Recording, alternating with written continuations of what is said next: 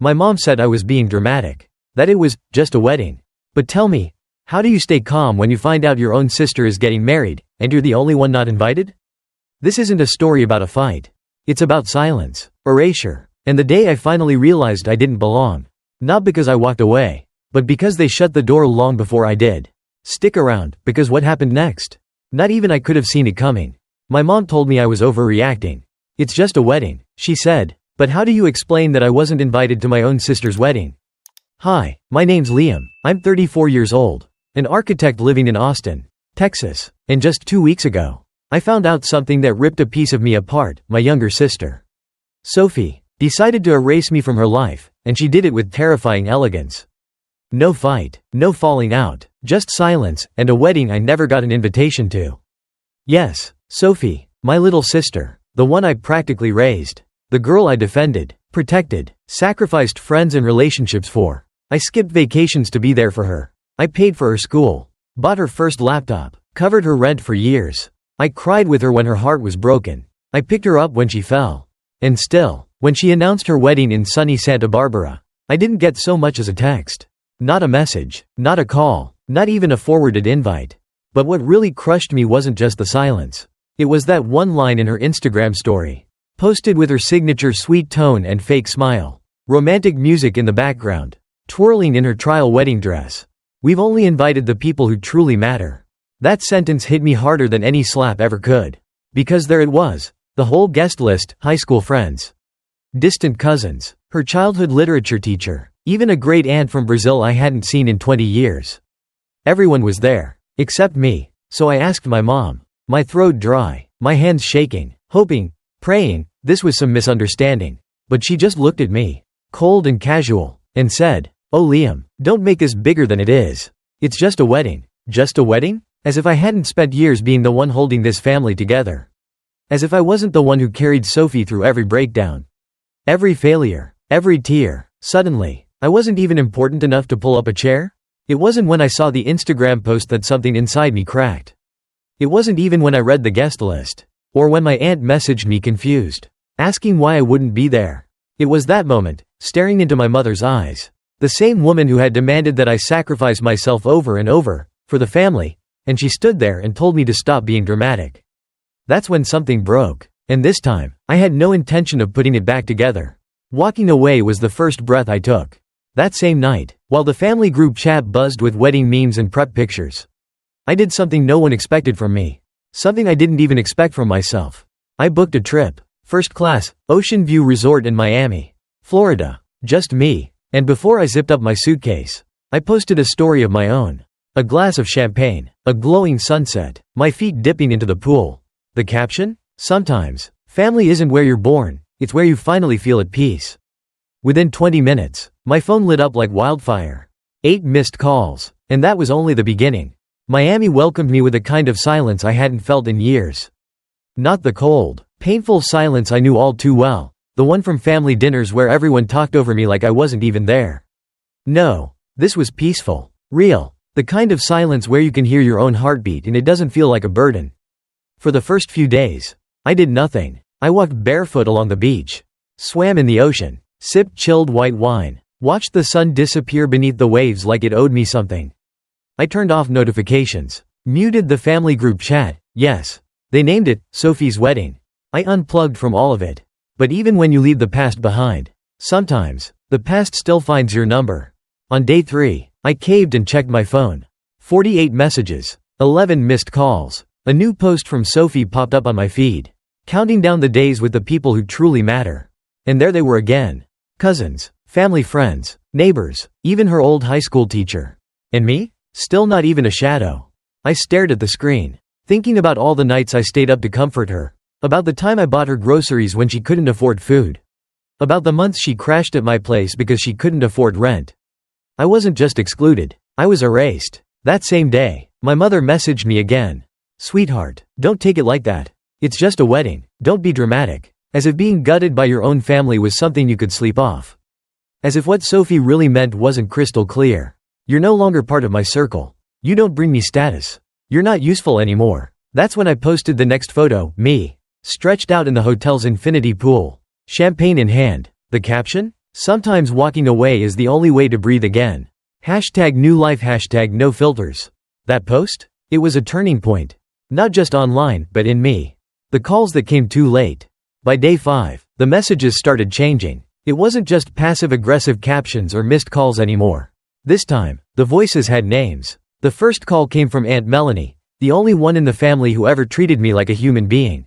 Not a utility. "Liam, sweetheart," she said, her voice soft, almost rehearsed. "What's going on? Your mom says you're causing a scene on social media. Sophie is upset." Upset? She was upset because I was finally showing the world I was doing fine? Because I didn't fall apart like they expected me to? I kept my voice calm. I had nothing left to raise. She's upset because I stopped playing the role. That's all. This is her moment, right? Her big day. A perfect chance to erase the people who no longer serve her. Aunt Melanie sighed. That kind of sigh that's both tired and guilty. "Just try not to pour more gasoline on it. Okay? Your sister's nervous. It's her big moment." Yeah, her moment to rewrite history. Then came day 6. My dad called. The man who's always lived in my mother's shadow. The same man who nods at injustice, shrugs at cruelty, and disappears the second anything becomes uncomfortable. His tone was painfully familiar, diplomatic, neutral, spineless. "Liam, don't take it personally. Weddings get complicated. You know how women get." "Really? That's the excuse? Then why am I the only one not invited?" I asked him. "Why were even the neighbors there? But not me?" Silence. Then the classic line. "Well, that's what Sophie decided. You're an adult, son. Not everything revolves around you." But when something needs to be paid for, when something breaks, or fails, or falls apart, suddenly everything does revolve around me. And just when I thought I'd reached the limit, came the final blow. A message from my mother. "No, hi. No, hope you're okay. Just this. Liam, can you co-sign the loan for Sophie's new apartment? We're missing your bank documents. We already talked about this." Talked? No. They decided. Just like always. As if my income was public property. As if my credit score belonged to the family. As if I owed them my stability. I stood on the balcony in Miami, wine glass in hand, watching the sunset paint the sky in quiet defiance. And I knew. Never again. That night, I opened the family group chat, the same one that had excluded me. Ignored me. Used me. I recorded a voice note. My voice didn't shake. It didn't crack. It was the most honest I'd ever been. "I'm not signing anything. I'm not explaining anything. I'm not your bank. And I'm not your emotional crutch. If this is what family means to you, good luck. I'm done." Silence. But only for a moment. Then the flood began. First Sophie. Then Mom. Then, unbelievably, Sophie's fiancé. Each one pretending to be shocked. Confused. Concerned. All of it coated in that same old sugar-glazed guilt they always used to cover the rot. But I was already gone. Farther than I'd ever been. And for the first time, I felt close to myself. The wedding that burned down. Saturday arrived. The wedding day. But I wasn't in Santa Barbara. I was sitting in a quiet cafe in Miami. Having breakfast by the sea. Hot coffee. Toast. Zero stress. No pre-wedding nerves. No family drama. Just peace. Still, I won't lie, I was curious. So I opened Instagram. And of course, there she was. Sophie. Posting story after story. The white dress. The bouquet. The makeup. Walking down the aisle with Dad, like they'd been close for years. Her friends shouting, "Most beautiful bride ever." Ed Sheeran probably playing in the background. It all looked so perfect. So painfully fake. Then, around noon, my phone started going off like crazy. First a message from my cousin Jake. "Dude, did you see this?" Link to a Twitter thread. I tapped it. A video. Grainy. Filmed from the back row of the church. Sophie at the altar, holding her fiancé's arm. The music starts. The crowd claps. And then, he freezes. Just like that. Frozen. Mid-aisle. His face unreadable. His eyes not even on her. She leans in, whispers something. He doesn't reply. Doesn't even look at her. And then, he turns. Walks away. Right down the aisle. No explanation. No speech. No dramatic argument. Just silence and footsteps. A woman screamed. Someone else started crying. The groom's mother jumped up like she'd been struck in the chest. Sophie just stood there. Paralyzed. Mouth open. Eyes wide. The pastor didn't know what to do. A security guard tried to stop the groom. He shoved him aside. Walked straight out the door. The camera wobbled. Dropped. Voices. Shouts. Total chaos. I watched the video 3 times. Then found it from 2 other angles. Different accounts. Same story. The wedding hadn't just gone badly. It crashed and burned. Right at the altar. With 150 guests watching, I sat back in my chair, still holding my coffee, while the breeze rolled in off the ocean. And I thought, of course it happened like this. And just like clockwork, my phone buzzed again. Aunt Susan. Liam, please, Sophie is a wreck. We need you to come. Oh, now I'm part of the family again? Now that everything's on fire? After being cut from the biggest moment of her life. After being publicly excluded with the line, only the people who matter. Now you want me back? I left the message on read. Then came my mother. Liam, please, it's been a disaster. You have no idea what's happened. Your sister needs you. I didn't reply. Then, a voice message. It was Brandon, my cousin Jessica's husband. His voice low, urgent, like he was spilling state secrets. Bro, you won't believe the mess. The groom found messages between Sophie and her ex. Like, recent ones. 2 months ago, somebody gave him printed screenshots. He confronted her right before the ceremony. Threw the papers at her. Said something like, so this is what I'm marrying into? And just left. Boom. And suddenly, it all came flooding back. The night Sophie called me at 2 a.m., sobbing over that same ex. I remember picking her up. Not saying a word, just letting her cry. I made her soup, gave her my bed, slept on the couch. 2 days later, she got back with the guy. Didn't even say thank you. So no, I wasn't surprised she'd still been messaging him. And I wasn't surprised someone found out. And honestly, I didn't feel sorry. I felt angry. Because I knew that if the wedding had gone off perfectly, they wouldn't have remembered I even existed. That afternoon, I checked into the spa. Full body massage, sauna, sea breeze. I posted a photo. Me in a robe, drink in hand, turquoise ocean behind me. The caption? Less drama, more massages. Hashtag self-care, hashtag not available. And for the first time in forever, I turned off my phone. No buzzes. No requests. No more, Liam will fix it. No more, Liam, help us. No more being the crutch for people who only saw me when they needed something. And while the world burned behind Sophie's perfect white facade, I slept like a king. The door that finally closed. I went back to Austin a week after the wedding. Not because I missed anyone. Not because I had a change of heart. Just to handle what needed to be handled. I packed up my apartment. Sorted documents. Cleared out what was mine and shut the door on everything else. 80 unread WhatsApp messages were waiting for me. I didn't open a single one. I saw some previews on the lock screen. Sophie is devastated. Mom won't stop crying. Don't be cruel. Liam, cruel? That's what they call it now. After erasing me from the wedding. After years of using me like an ATM and a therapist. Now I'm the cruel one? If that's what cruel means, then fine. Call me cruel. I stopped by the law office. Removed my parents as beneficiaries from all my accounts. Updated my will. Closed the joint account Mom had always used for family emergencies, that, shockingly, always ended up benefiting Sophie. Later that afternoon, Sophie messaged me. Liam, the grocery cart isn't working. Did something happen with the account? I replied. Account closed. That's it. No explanation. No long-winded apology. Just the truth. And then, like clockwork, the next chapter of family manipulation showed up at my doorstep.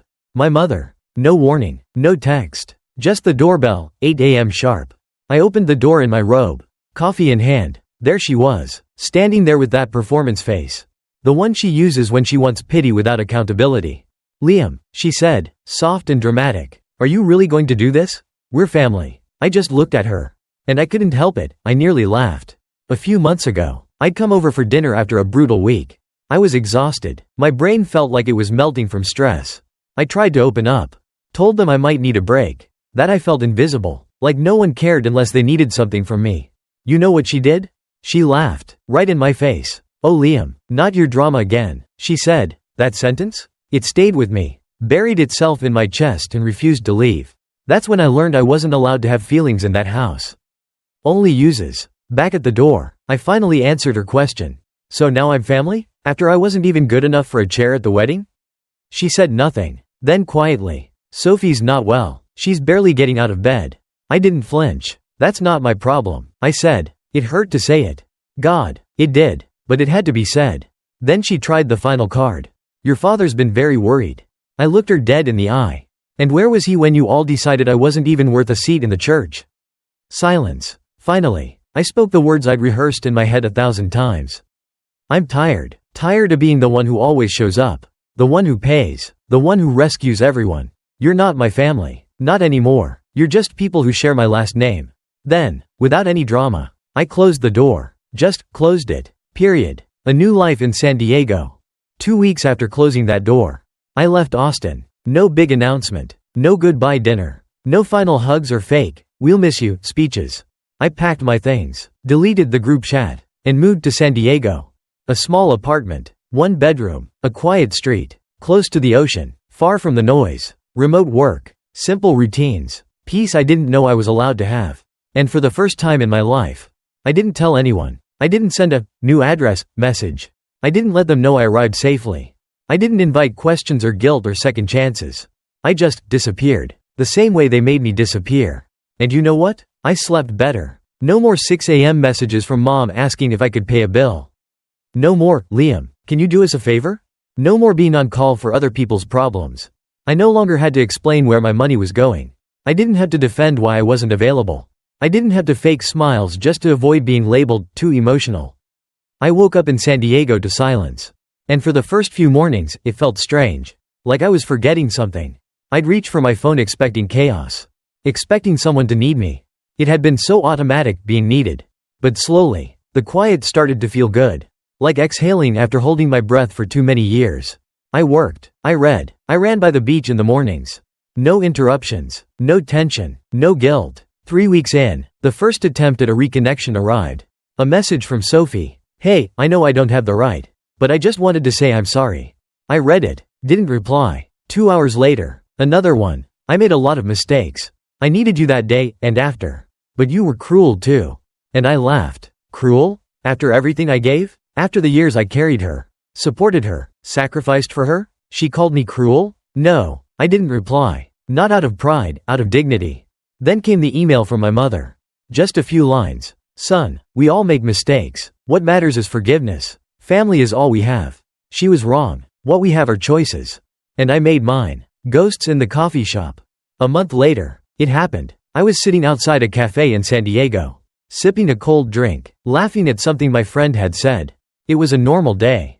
A good day. Until I looked up. Them. My mom. My dad. Sophie. All 3 of them walking toward the cafe. They weren't looking for me. They were just in town. Supposedly, getting away for the weekend. But fate's got a sense of humor. Because there we were, same sidewalk. Same sunlight. Same air. And suddenly, there was no ignoring it. Sophie looked down the second she saw me. My dad gave a little awkward wave. Like I was the doorman of his hotel. And my mom? She walked right up to my table. "Liam," she said, soft and half smiling, like none of this had ever happened. "Are you not going to say hello?" I looked at her, took a sip of my drink.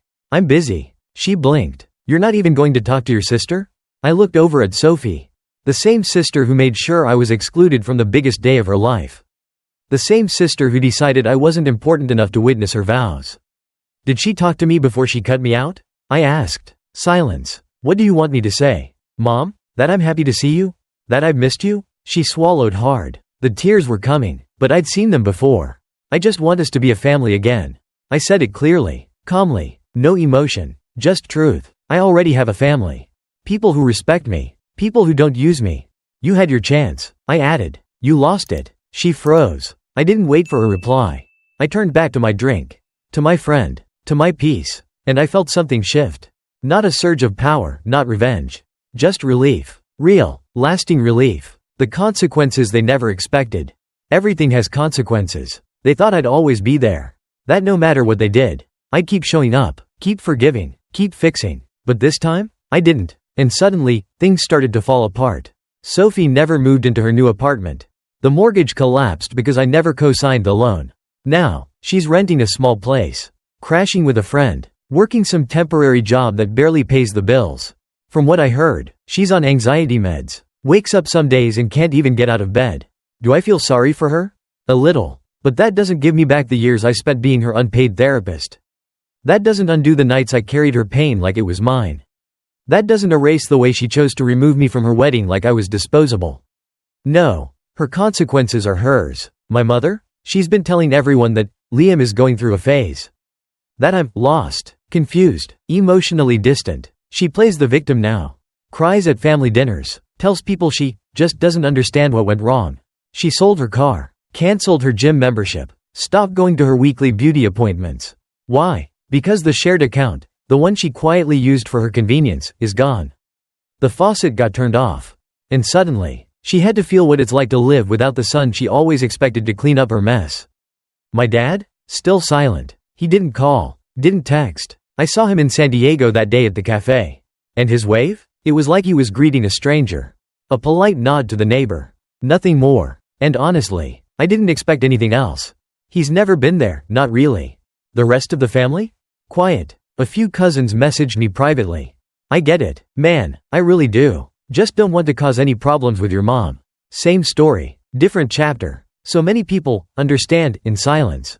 But when it's time to speak up, they vanish. And me? I'm fine. I'm better than fine. I wake up in my little San Diego studio. And I breathe. I work with clients who respect my time. I go for morning runs. I make dinner without stress. I read. I write. I laugh more. No one questions how I spend my money. No one tells me I'm being too emotional. No one makes me feel like I have to earn love. Today marks exactly 6 months since the wedding. And I haven't seen them since. You want to know the truth? I don't miss them. Not even a little. Peace has a price, and it's worth paying. Sometimes people ask me, Liam, do you feel guilty for walking away from your own family? And the truth? No. I don't feel guilt. I feel freedom. For the first time in my life, I finally feel like myself. They used to call me selfish. Too sensitive. Too dramatic. But they never stopped to ask themselves, what does someone look like when they stop living for everyone else? They look like me. Now, when I first shared this story, I didn't expect much. A few views. Maybe some harsh comments. Instead, I was overwhelmed. Messages from strangers. Thousands of people saying the same thing. This is my story too. I thought I was the only one. You put into words what I've never been able to say. And I need to say this. Thank you. I read every message. Some made me cry. Some made me angry. Some made me remember moments I buried deep under a blanket of. It's not that big of a deal. But it was. It really was. That's why I'm recording this last update. To answer the comments that keep showing up. But they're your family. One day, you'll regret it. Couldn't you have just talked it out? I did talk. God, I tried. I remember once telling my mother. Sometimes I feel like no one sees me. You know what she said? Oh Liam, always with your feelings. Why do you have to ruin everything by being so emotional? In my family, having feelings meant you were weak. Setting boundaries meant you were ungrateful. Getting tired meant you were selfish. But it wasn't resentment. It was survival. When someone who always says, yes, finally says, no. The world around them treats it like an act of war. But it isn't. It's self-respect. Did it hurt to walk away? Yes. I won't pretend it didn't. It hurt to delete Sophie from my favorites. It hurt to block my mother. It hurt not replying to my aunt's voice message, even though she always tried to be kind. But it hurt more to stay. It hurt more to keep waiting to be seen. To be valued. To be treated like I mattered. And that day never came. There were nights I cried myself to sleep. Mornings where I questioned everything. What if I'm the one who's wrong? But I wasn't. I was just tired. Tired of giving everything and getting nothing back. People ask if I'd ever talk to them again. Not today. And not out of spite. But because going back would be like walking into a burning house. And hoping this time I won't get burned. If one day they change. Really change. Not with guilt or performance. But with truth. Then maybe. But only if I return as me. Not as a fixer. Not as a bank. Not as the one who always takes the hit. To everyone who sent kind messages. To everyone who shared their own heartbreak. Thank you. You made me feel seen. In a way my own family never did. And to you, yes. You, listening right now. If you feel invisible in your own home. If you've been taught that speaking up means you're dramatic. If setting boundaries makes you feel selfish. You're not broken. You're not the problem. And you're not alone. It's not selfishness. It's self-worth. Yes, it hurts at first. But then, you breathe. And the air without guilt. Without manipulation. Without having to ask permission just to exist. It feels different. Thank you for hearing my story. For letting me be real. For letting me be, me. Liam. For the one listening in silence right now. If you're still here. If you've listened all the way through. Quietly. Without skipping. This part is just for you. Maybe you're like me. The helper. The responsible one. The quiet backbone of the family. Maybe you're tired. Exhausted from being strong for everyone else. And never being allowed to fall apart yourself. Maybe your pain is invisible. Because you've learned how to hide it well. And maybe, just maybe, you're wondering, is it okay to walk away? Yes, it's okay. You're allowed to outgrow people. Even if they share your last name. Even if they raised you. Even if they once held your hand when you were small. Because love without respect isn't love. And family without safety isn't home. You don't owe anyone your peace. You don't owe them your silence. You don't have to bleed to keep the bond. So if you're waiting for a sign, this is it. And no, choosing yourself doesn't make you cruel. It makes you free. And sometimes, free is the only way we ever get to feel whole. To the ones still stuck in family roles they never asked for, I see you. To the ones quietly breaking while pretending they're fine, I hear you. You're not being dramatic. You're not selfish. You're just finally telling the truth. And that's the beginning of everything. If you enjoyed this story, don't forget to hit that like button, share this video with your friends, and subscribe for more real-life family dramas. Let me know in the comments what you think about today's story. Was it fair or totally messed up? See you in the next one.